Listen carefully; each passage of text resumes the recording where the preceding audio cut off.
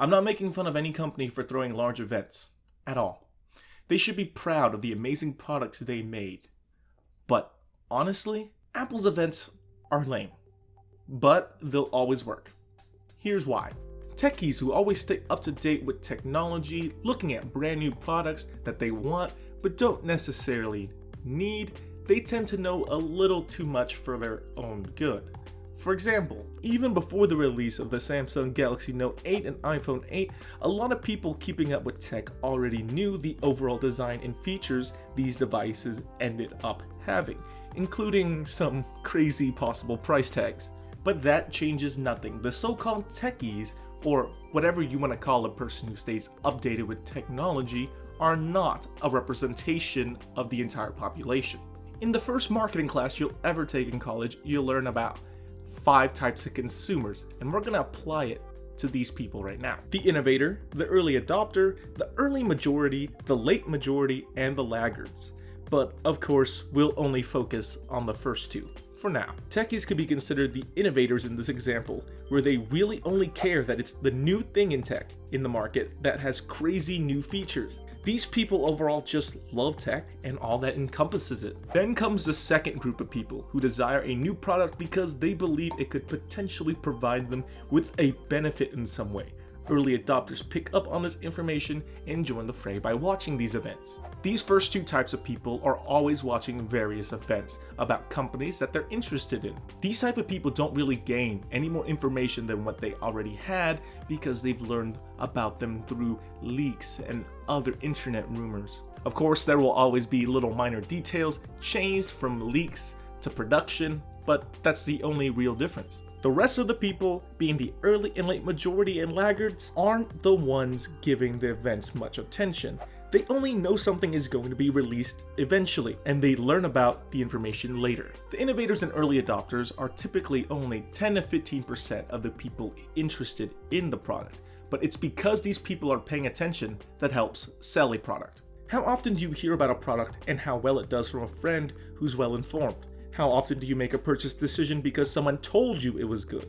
You learn all this information either in person from someone you know or from some online content creator with experience with your product.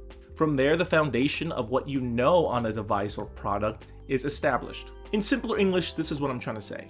If someone enjoyed a product enough, they'll get hyped enough to where they will share their opinions with everyone, including their social media pages and in person to other people. This person could then easily persuade their friends if it's a good product, or it could dissuade them because it wasn't so great of a product. So at this point comes word of mouth. The information is then distributed from the people who are informed about a product and all its features to, well, everyone else. And at the event is where the magic happens. The events consist of new products with fancy marketing buzzwords like Retina display or Infinity display to make it appeal to a more general consumer. It's just not interesting to know a Retina display is just a certain pixel density at various focal lengths. But say Retina display makes images clearer and people's eyes light up. It's all about presentation, which Apple is pretty good at. Employees in the front row clap every time a personal product is introduced, giving this feeling of excitement to viewers and the audience. Intricate product videos make the device more relatable and useful. Typically, all that comes while they're explaining the technical specs of it because that's usually the most boring part of the presentation, while the more interesting one leans towards demos. These events have gotten so predictable that people have actually jokingly made bingo cards out of it. So my point is this: the people that primarily watch these events are people that care about the latest developments in consumer electronics. Most people, in general, do not care how many megapixels are in the latest camera of the newest smartphone. What they do care about is real-world performance and how it looks compared to their competitors and last year's model. At the end of the day, a large majority of the event is just not interesting to non-techies. They're just interested if the new one's better than the old one. But hey, it's always cool to know about a product before everyone else, right?